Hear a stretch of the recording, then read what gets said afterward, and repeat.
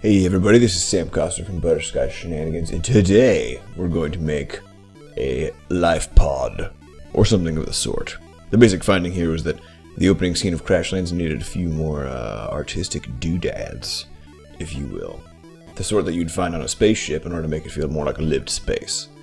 So what we're going to do is actually get the shape down and then just pop these lines in here and start kind of figuring out what the overall silhouette of this thing looks like. And I realized after doing a few of these videos that that's actually the most important step is defining what the overall shape of your object is going to be. The rest of it kind of comes together by itself, and you'll see for the most part this thing's actually done right about here.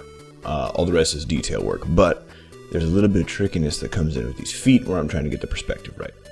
And again, using Inkscape, you modify these nodes similar to something like Illustrator, and it's more of a sculpting thing than it is drawing, at least the way I use it.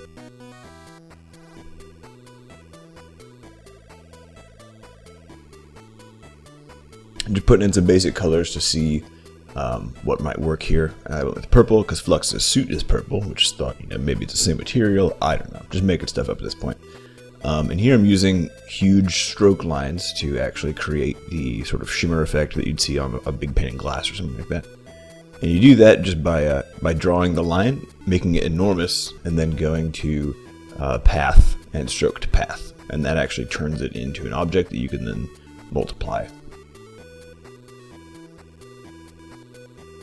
So you'll see in the background there, I've kind of set up this transparency such that it looks like you can actually look into the center of this thing. The idea here is that maybe this is some sort of cryo/living chamber where Flux was held while in interstellar travel, and now she could possibly step out, or when she wakes up it'd be a little freaky to wake up inside of just a little tube.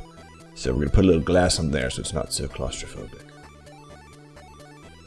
You'll see I play with the colors a lot as I go, just trying to figure out ones that work well enough for whatever it is that I'm doing at the time. And I was noticing at this point that the silhouette was a little boring, so I decided to go in and add these sort of piping pieces, kind of like what you'd see on the back of a fridge or something, with the coils and such.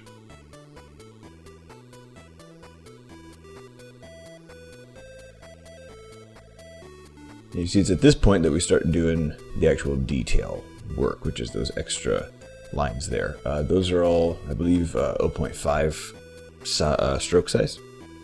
And I use those primarily just for accenting stuff, and it tends to give things it can give things a very creepy vibe if you're not careful, so you gotta make good use of your small lines.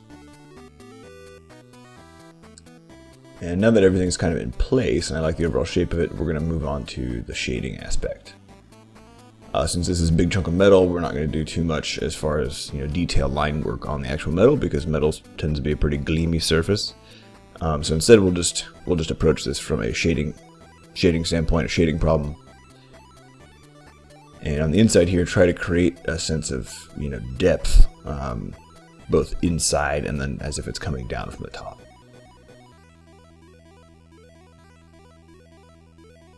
So again, you don't need to make this perfect. This whole image took 19 minutes to make. And for us, the whole goal is, I'm the only one who does the art, so the goal is to be as fast as possible. And the truth of the matter is, you can get about 90% of the way to perfection, so to speak, very, very quickly. And that last little bit is the thing that really costs a lot of time.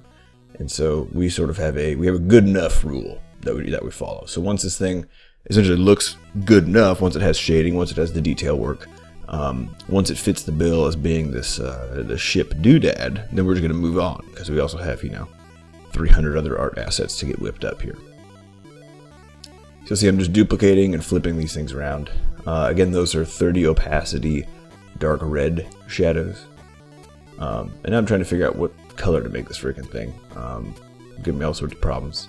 And I found the color wheel on Inkscape is really, really excellent for this. So if you hit Control F, you can take a color like the one from the ship, for example, using the dropper, and then sort of spin that wheel around and try to pick a contrasting color or a complementary color, just using the location on the wheel rather than trying to freeform it on that rainbow-like gradient selector. You can add some shading, flip it around.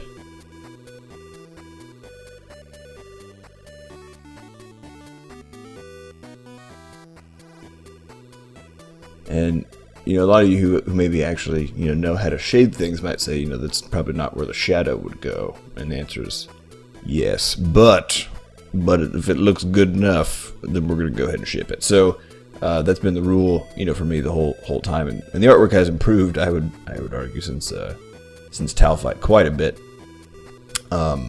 If only in that the shadows actually go to a particular place that they should. So now we're going to add some bottom shading to this thing. Cut out some holes in that piece to give it more of a squishy sort of vibe.